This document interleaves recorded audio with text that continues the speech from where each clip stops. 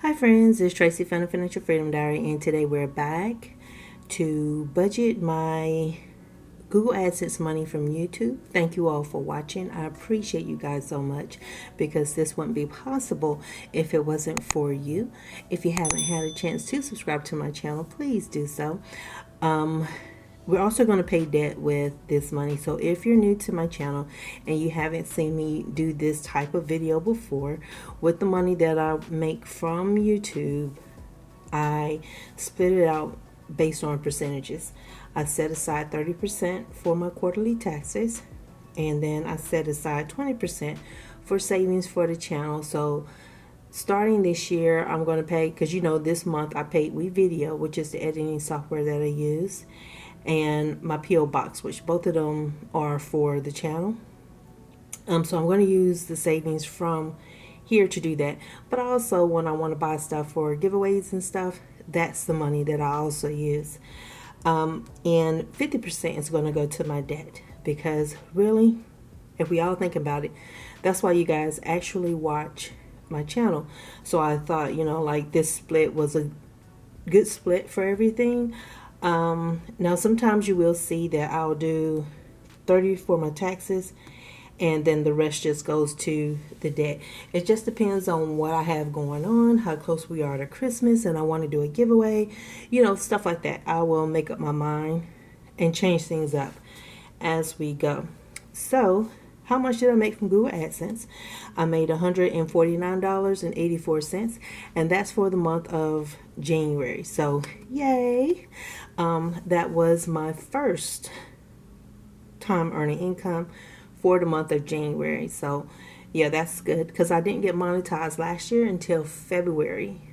So there, and then I think it took me like 2 months to get to the $100 threshold.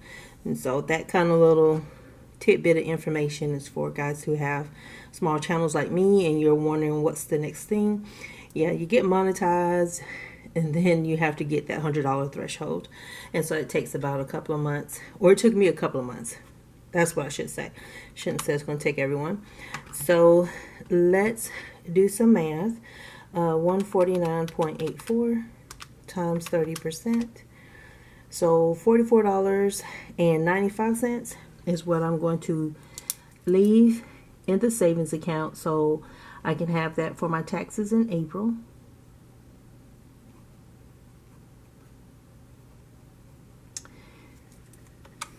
And 149.84 times 20%, $29.97 is going to go to my savings. Typically I don't round up on savings, but I am this time. $29.97. Now 50%, 149. I probably should be able to do that in my head. Okay, $74.92 is going to my student loans. And if you can hear me smiling, it's because I know how you guys like even numbers. And that's technically even. It just doesn't end with a zero. It's not in multiples of 10. But, it's even. Let's see, $44.95 plus $29.97 plus 74.92. It's $149.84. Hope y'all can't hear those sirens. I believe that's coming from the interstate. Kind of not normal to hear that, but hopefully everybody's okay, and I hope you guys are okay. If you're in Texas, let me know how y'all doing. I saw that most people got electricity, but there's still the issue with the water, and this issue with the water here. So I get that. So the next thing I'm going to do is we're going to take it, not top side, but where I do the pay debt with me portion, so we can put this $74.92 to my student loans. Okay, so we're in my Fed loan account, and I'm going to hide these messages. These are messages that we've already seen. And let me get scrolled down here so you guys can see what my current balance is, $35,512.30. I do want to warn y'all, if you see me wince or anything like that, I decided I was going to shovel some snow and ice Saturday. Technically, I thought it was snow. We're gonna let's say that I thought it was snow, but it was actually ice, and it was very hard. And so you had to break it to get it up. And oh, I am so sore today. Um, Getting better though, getting better. But yeah, it was like we were out there for about 3 hours. At one point, the neighbors came out and they were trying to help break it up, and there was just ice that was not coming up off the sidewalk. So it was crazy. So we're going to put everything that we have to Fed Loan Q16, which is just line 16 here, in my list of student loans. So if this is the first video, if you're where you see me pay my debt, I had 20 student loans. And so all of the rest are paid in full except for these four. With a suggestion of my subscribers, I have gotten everything to multiples of 10. So everybody can be comfortable. They're trying to make it easier for me to pronounce, but I'm going to tell you, I'm going to get those things all mixed up because it's what I do. So holy crap, I just saw something. My original balance was $4,843, and my current balance is $4,162.30. So yay, I technically owe less than the original balance. Finally. And that's the stuff you have to be aware of when you're doing the payment plans, especially like the pay as you earn, IBR, IDR type payments. Sometimes your payments aren't enough to cover your interest. So every time you recertify, it capitalizes interest, which makes what you owe more than what you originally borrowed. So, yeah, on that. And let's see, it's already on target specific loan. So the one that I want to pay is already highlighted in blue. So you see that dark navy blue here, and then this line right here. So let me go in and put in $74.92. But if I did not say thank y'all so much for watching my videos. Thank y'all for all your encouragement and your suggestions as far as how to pay the last pay debt with me that I did. I do appreciate y'all. Sometimes I cannot, I'm not going to say cannot, will not, because can't means I don't have the ability to do something, but will means I just don't have the will. I just won't do it. So if I have a goal set and I plan my goals out a certain way, I'm gonna follow that until I reach it. So I never change up midstream unless circumstances dictate that I need to, which is different than wanting to. So my payment date, but yeah, it was really fun. Made it easier on me when I saw the balances, and it also was just fun to do something a little bit different. So, and I definitely needed a change. So I'm going to advance you guys to the payment confirmation screen, because the next screen is going to disclose some information that's regarding my checking account. All right, so that payment has been processed, and so it should take it about 3 to 4 days to update my account. It normally takes about 2 to clear my account, but online it takes it 3 to 4 for it actually reconcile that the payment was actually made.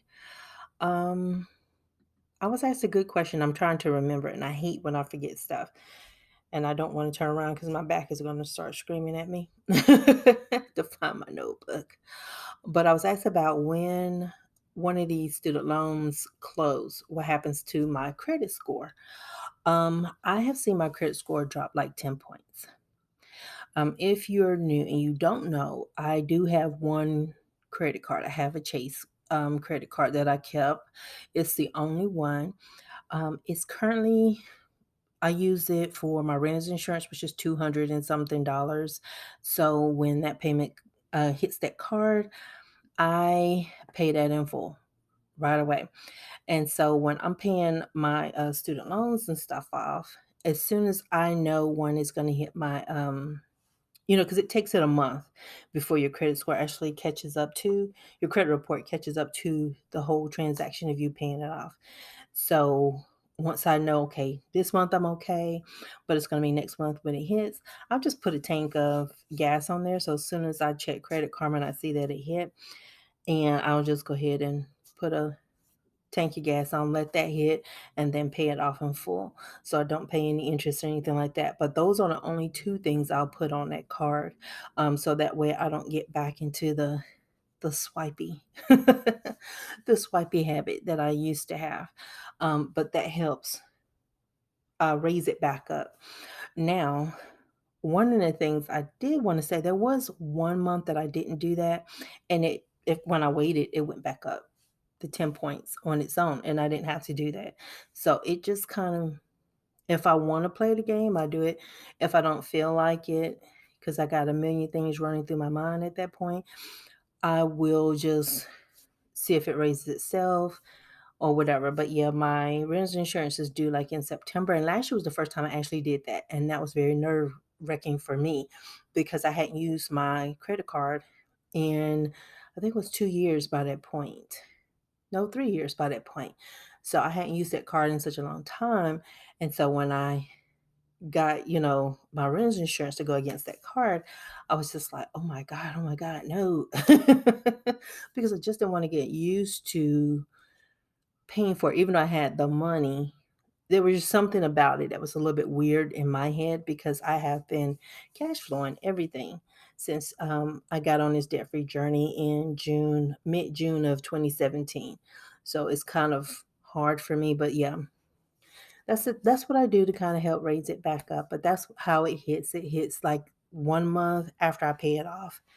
So it takes a while for the credit reports to catch up to what I actually did with FedLoan. And FedLoan has gotten better with not reporting erroneous information because when we had the interest and everything like that, I did have a FedLoan report that I was late one time and my payment was due on the 18th and I have the auto pay set up for my account. And so I'm like, they actually took the money out of my account that Friday, but they still reported that I was late. So I was just like, the heck? So, I fired off a nice long little email through their thing and they never responded, but somehow the misinformation on my credit report got fixed. So you do have to watch it with the student loans. You do have to watch what they report to the credit bureaus because they can report misinformation. So there's that. But yeah, thank y'all so much for watching my videos. Thank y'all for supporting my channel, supporting me. I do appreciate you all so much. And you guys that have been around since I had the $90,000 when I came onto YouTube, because y'all know my beginning was 127, but I started my channel around 91,000, 92,000. And y'all stuck with me. And you didn't condemn me, you didn't beat me, you didn't burn me at the stake, you didn't do any of those things. You just supported me. And if I'm doing things that you think I can do something better, you offer your suggestions. And sometimes that's what people need to hear, in a loving manner.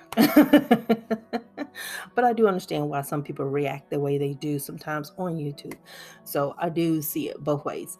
But thank y'all so much. And if you haven't subscribed to my channel, please do so.